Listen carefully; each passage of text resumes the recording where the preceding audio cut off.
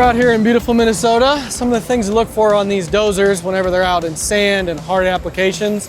This whole undercarriage area, you really want to make sure, especially in sand, you're watching these, making sure it's not wearing awkward. A lot of your upper rollers are going to wear a lot faster in sand. It's a lot harder on undercarriage. You definitely want to make sure that track is tensioned right.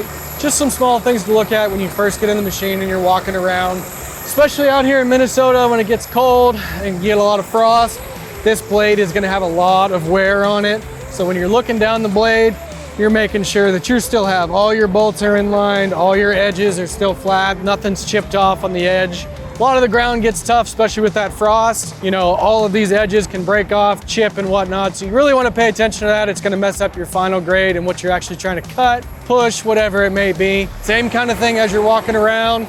Like I said, hydraulic hoses up here are one of the main failure points in cold environments. So when it's 20, 30 below, all these hydraulic hoses tighten up, start to break somewhere, so you're just looking for leaks, any type of issues like that.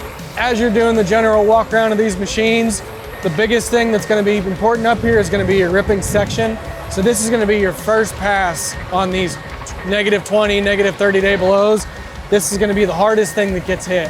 So you really want to make sure that those got the pins in them, fresh teeth, good edges on them. That's going to help you tremendously when you're making your first cut. So it allows you to come back and be able to push all that dirt you just cut out of the way. You know, up here we get up to 4.5 foot frost lines. These babies come in handy a lot. Other than that, this thing's a beast. It will push more dirt that you'll ever need. It's ready to go. So if you want to learn more about it, please like and subscribe to our YouTube page. Thanks, guys.